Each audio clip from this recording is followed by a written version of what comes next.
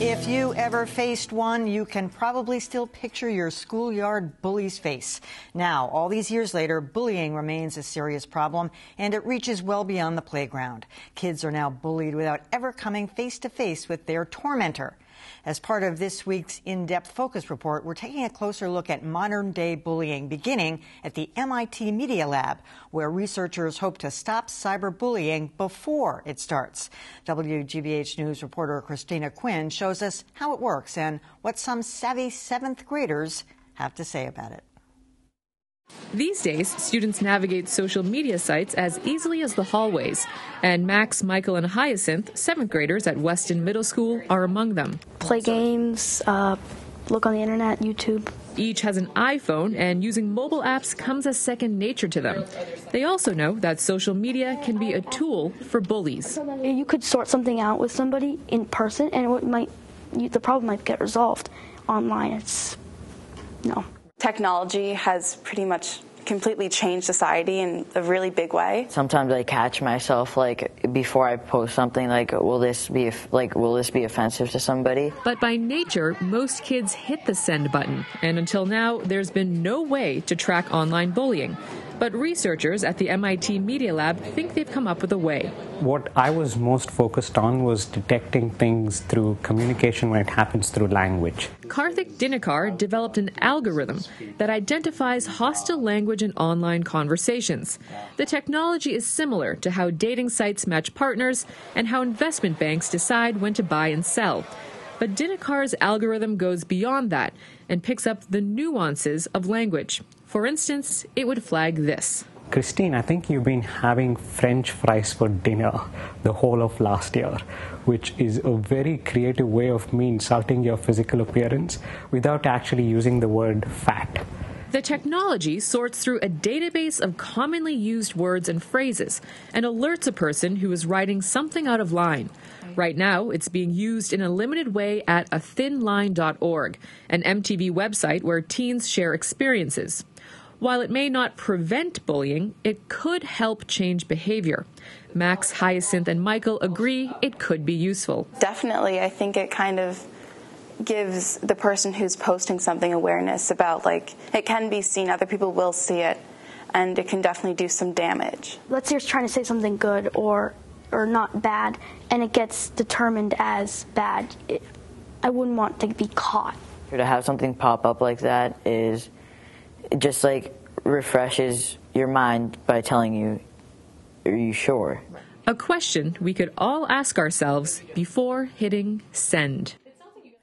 So there's no firm launch date for this algorithm to be rolled out for downloads onto your smartphone or your computers, but the folks at the MIT Media Lab are hoping to have something available by the end of the year. So what the idea is, the kids have to willfully sign up for it, right? That's right. And so, in an ideal world, we would all willingly embrace something that would make us thoughtful when it comes to whatever we're posting online, but at the end of the day, there will always be people who want to be mean for the sake of being mean, and so I don't think this really addresses that group of people. You said there's something kind of creepy about the fact that they're reading it before you send it?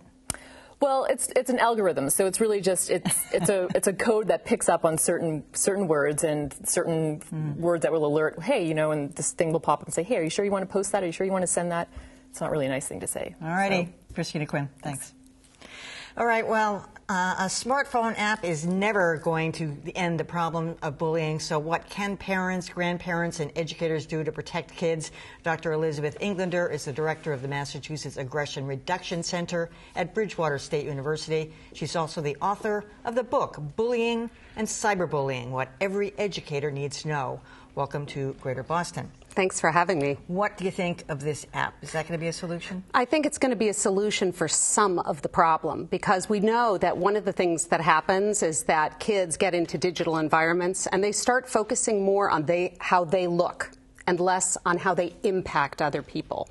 So you could have somebody typing something thinking, I'm being funny, I'm being clever, people are going to laugh, and they forget that it's going to impact somebody else. So this algorithm is going to fix, or at least begin to fix, that issue But there are a lot of reasons for these kinds of problems between kids online and in school. And it's hard for one algorithm or one app to really cover the whole base. Yeah, I would think so. So you've written about this extensively. What are some examples? We all were familiar with that one case in the South where it turned out a mother was bullying one of her daughter's friends. The child ended up killing herself. But what are some other examples specifically of cyberbullying that you can tell us about? Well, among kids, it's not so hard to find it. If you look at any commentary or if you look at any social media, what you tend to see is that things get out of control online and they run away with themselves. So somebody gets angry at a friend, or somebody gets mad at somebody, or they think they're being clever and they start something, but then it kind of gallops away from them, and suddenly it's a big problem online. And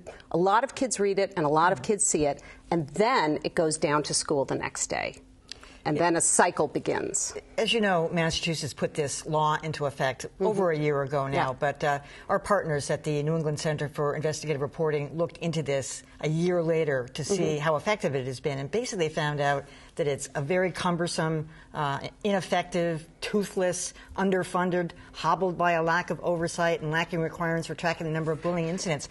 The NECR went and asked schools to report how many instances of this did you have. Half of them refused to, in fact, only 2 school systems actually responded to them. That's right. When you look across the country at states that have mandates to report the number of cases, what you find is they often report 0 cases.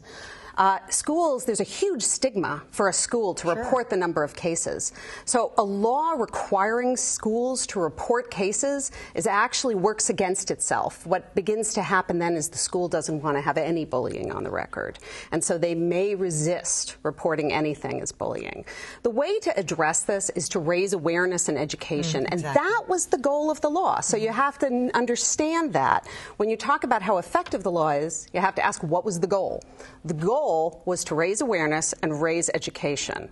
So Mark now goes into hundreds and hundreds of schools every year. All these schools are educating their faculty, they're educating their students, we're often educating parents there. And how much of this would have happened if the law hadn't raised that level of expectation and awareness? We're going to be looking deeper into that tomorrow. All right, Dr. Elizabeth Englander, thank you so much.